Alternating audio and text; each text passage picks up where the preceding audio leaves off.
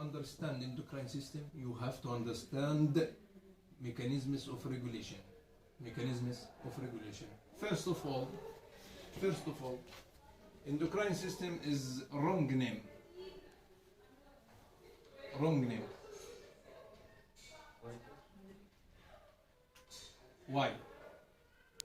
Because when we speaking or teaching endocrine system, we mean endocrine glands and exocrine glands.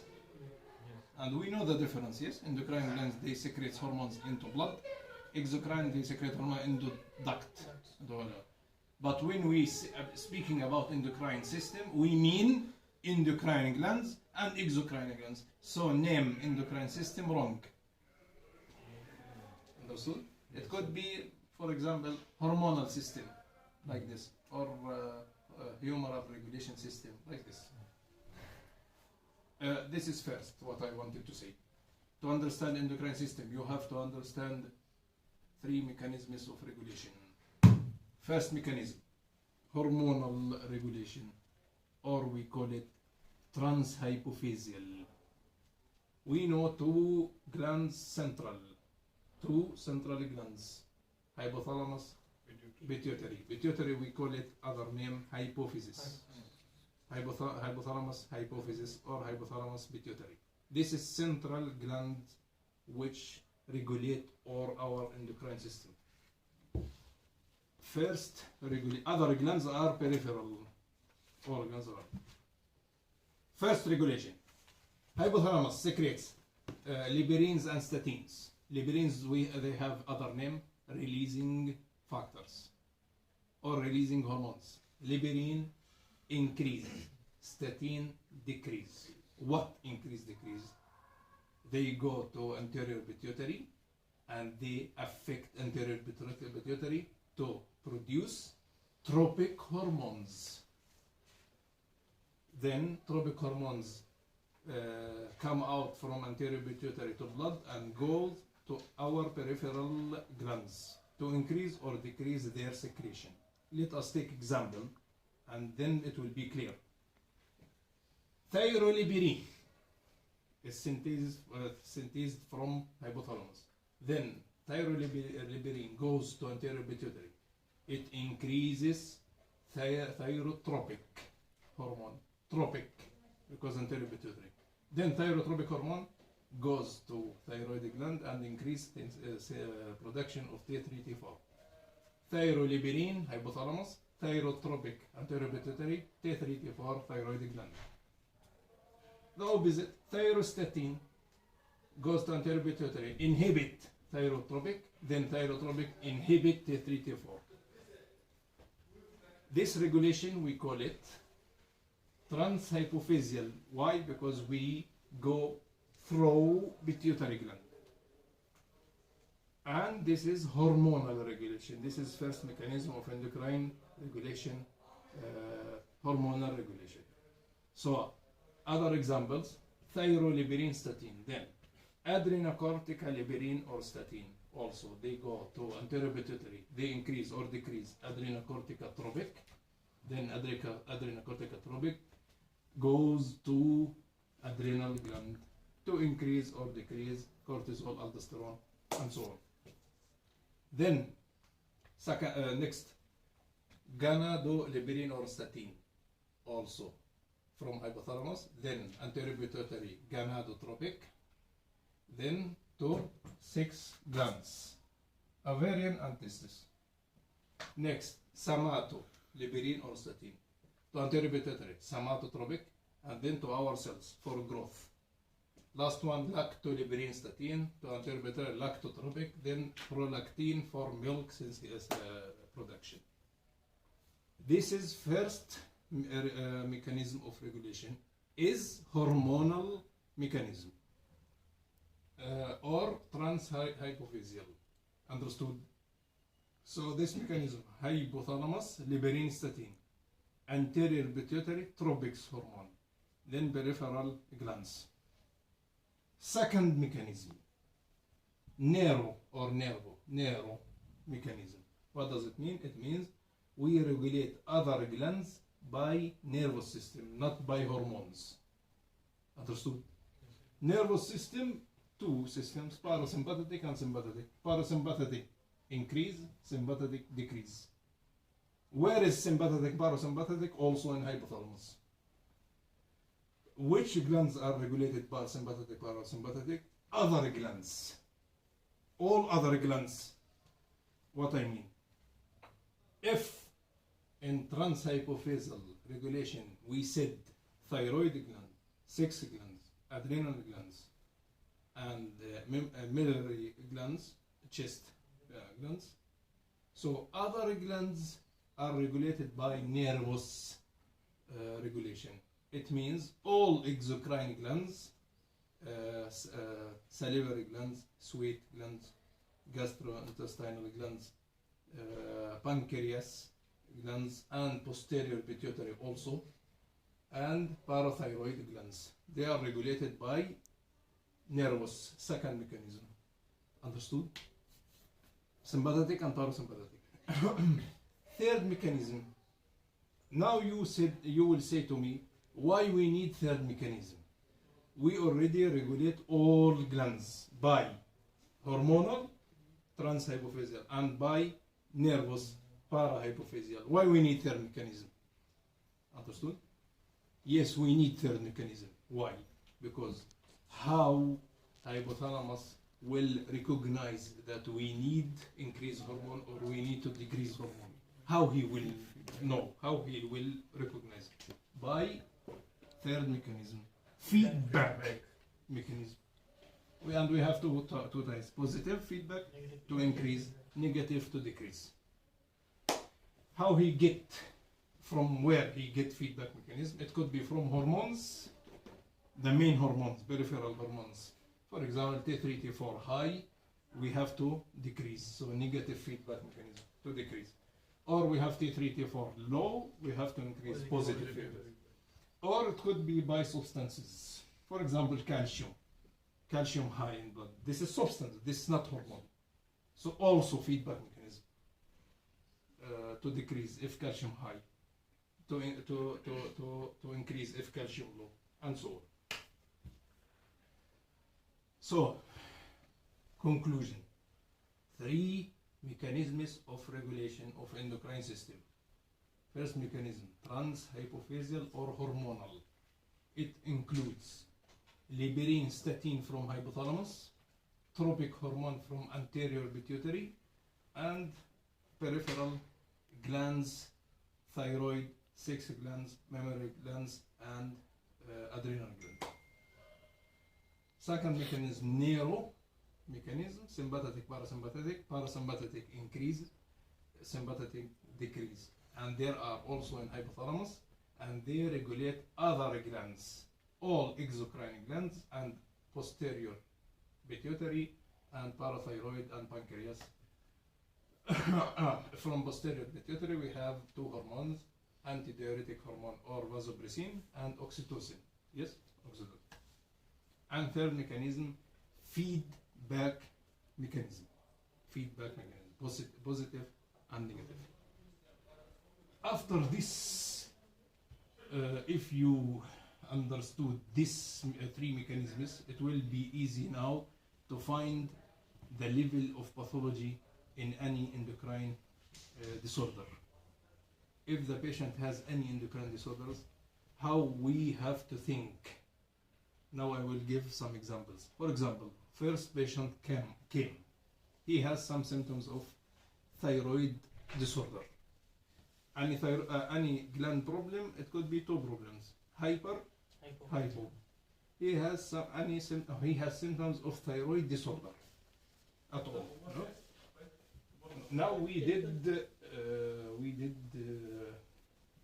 blood analysis for hormones. What we get in this patient? We get thyroleberine low, thyrotropic hormone low, T3, T4 high. Where is the pathology? Where is pathology? Look, please.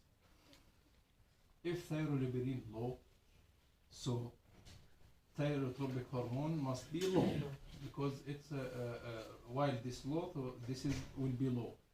Understood? So pituitary gland normal.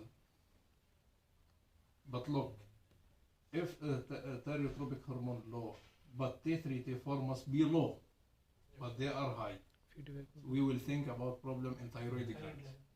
In thyroid gland, it could be adenoma of thyroid gland with high production of T3, T4, high production. And now look, please, feedback mechanism working or not here? Which feedback mechanism we need? Positive or negative? Negative. Negative. We need negative to decrease T3, T4. So negative feedback, hypothalamus. If we have negative feedback mechanism, so hypothalamus will decrease thyrolebirin, and it's already decreased. So hypothalamus normal. Yes. Understood? So in this case, this patient has purely thyroid problem, mainly hyperthyroidism, could be adenoma. Then we will do additional analysis for thyroid gland. Understood? This is one case, one example. Let us take other case. Other case. For example, came other patient and he has also symptoms of thyroid disorder, and we did blood analysis. We find high thyrolebirin, high thyrotropic, low T3, T4. If thyrolebirin high, so TTH must be high, and it's high, so problem not in pituitary gland. TTH high, so T3, T4 must be high, but It is low. low. Hypoxic. Might be problem in thyroid gland. Feedback mechanism working or not? Working. Which one we need? Positive. Positive. And while it's positive, hypothalamus must to increase thyroid, and it's already increased. So hypothalamus problem no. So this is purely thyroid problem, and this is hypothyroidism. We will think about inflammation of thyroid glands, autoimmune, tumor, but tumor with hyposecretion, not adenoma with hypersecretion, bleeding, and should be also hereditary blockage of synthesis of hormone in thyroid, and it also should be the most common disease is iodine deficit of iodine. This is other example. Let us take third example and we'll finish. Third example. The patient came with symptoms of thyroid disorder, and we get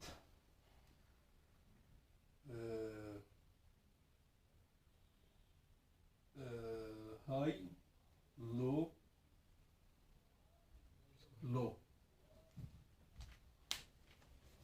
High thyrolebirin, low TTH, low T3, T4. Problem in pituitary gland. Yes, because this is high, so this must be high, but it's low. So we will think about pituitary gland. This is low, T3, T4 must be low, and they are already low, so pituitary gland. Feedback mechanism working or not? Working because we need positive, and it's already high, so so hypothalamus also okay, and feedback mechanism working. TTH problem, we will do analysis for pituitary glands, CT scan, head MRI, and so on to see what the problem with TTH. I will give just one example, and very interesting. Yes, last example. So sorry, last example. Yes, but it's very interesting example. The patient has purely symptoms of hyperthyroidism. Hyperthyroidism. It means he has lost weight, eggs of tongue, tremor, sweaty, nervous. Purely symptoms of hyperthyroidism, but we did blood analysis, thyrolebirin normal, TTH normal, T3, T4 normal. So what is the problem? Yes, it's very interesting, yes? This one. It's very rare, I know, but very interesting. He has purely symptoms of hyperthyroidism, but we did blood analysis, all normal. Where is the problem? What happened with hormones after gland? For example, T3, T4, they goes after thyroid gland to blood. Yes? They transport in blood with connecting with protein.